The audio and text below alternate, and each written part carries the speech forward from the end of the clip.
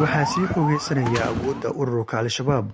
inkastoo uu jiro dagaal socday muddo 12 sano oo ka dhan ah kaasi oo riixaysay qaramada midoobay balse ururkan ayaa la shabakad sirdoon oo isku xiran oo si weyn ugu tiirsan yihiin sida ay ku waramaysa wariyaha BBC-da Mary Habe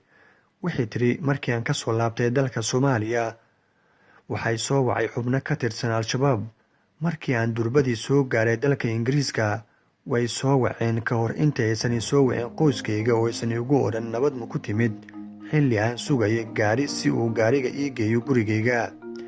Mary Habe waxay ka warbixisay dhacdo qabsatay xilli ay booqasho ku tagtay magaalada Baydhabo waxay sheegtay in loo sheegay waxyaabihii qabatay intii ay magaalada joogtay iyo goobihii ay socdaalka ku martay waxaa gaartay xarun bangi nasiib darro waa u xirnaa waxaad garaacday albaabka xaruntaasi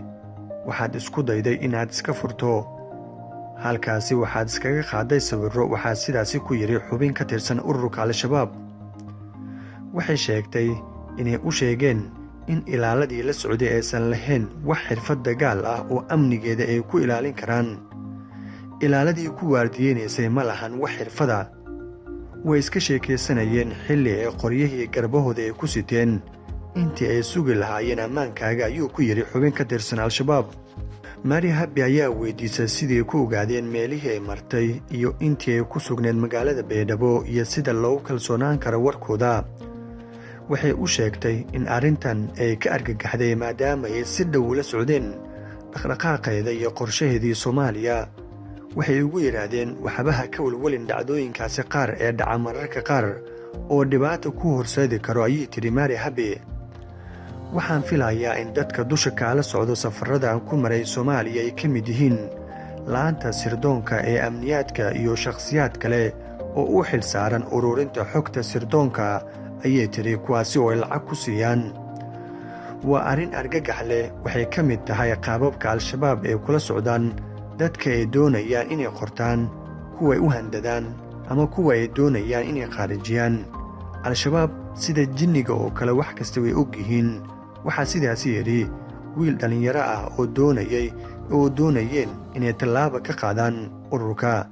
kadib markii uu qalab uu ka mid yahay qaboojiye ay ka iibiyeen shaqaalaha qaramada midoobe iyo xubno ka tirsan ciidamada Amisom oo dhammaantood ururka cadow u arko nin kale oo ka soo baxsaday al-shabaab ayaa sheegay in maalin ay soo waceen xubno ka tirsan ururka ugu sheegeen waddada uu marayo xilligaasi iyo dharka midabka dharka uu wato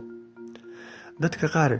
waxay u sheegaan in xubno ka tirsan al-shabaab ay ugu tageen goobaha ay shaqeeyaan gudaha magaalada Muqdisho kuwaasi oo ugu hanjabaan inay iska diiwaangeliyaan ama ay ka qaataan lacaga baada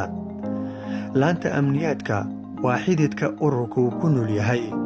waana awoodda ugu weyn haddii amniyaadka la burburiyo waxaa meeshaasi ka baxayo jiritaanka al-shabaab ayuu yiri Xuseen Sheekh Cali oo hore u ahaa la taliyay dhanka amniga madaxweyne Farmaajo dadka ka tirsan sirdoonka al-shabaab ee amniyaadka waxay mushaar ahaan u qaataan tiro in ka badan kuwa kale waxayna ka howlgalaan goob walba oo ay u arkaan in ammaankeeda aad u wanaagsan yahay Mary Habe waxay sidoo kale ka dhawaajisay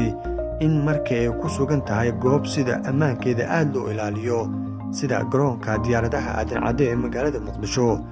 waxay soo waca xubno ka tirsan al-shabaab xilligaasi waxay ugu wargeliyaan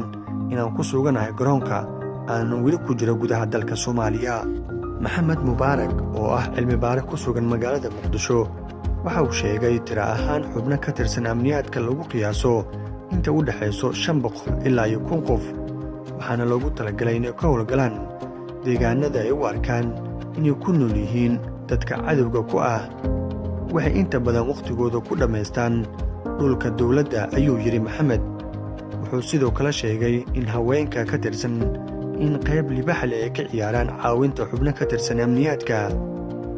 amniyaadka waxay ka kooban yihiin qaybo kala duwan waxay inta badan diiradda saaraan arrimaha sirdoonka halka qaarkoodna u qaabilsan yihiin fulinta weerarada bambooyinka iyo dilalka qorshaysan ee ka dhaca gobolka dadka ka soo goosta al-shabaab waxay ka cabsadaan inay qabtaan amniyaadka waxaana ay sheegaan in waddada keliya ay ku badbaadi karaan ay tahay in dalka Soomaaliya ay ka cararaan al-shabaab marar badan ayay soo waceen waxaa isku dayay inaan ku dhex dhuunto magaalooyinka waaweyn sida muqdisho iyo baydhabo, balse waxaan ka cabsanayaa inay i qabtaan. waxaan ku badbaadi karaa inaan aado goobo ammaan ah sida Yurub ama dalalka khaliijka, waxaa sidaas yidhi nin hore ugu tirsanaa Al-shabaab. sida laga soo xigtay Richard Byrd oo horey uu ahaa agaasimihii howlgallada la dagaalanka argagixisada caalamka, ayaa sheegay in amniyaadka Al-shabaab ay leeyihiin awood badan islamarkaana ay yihiin koox abaabulan.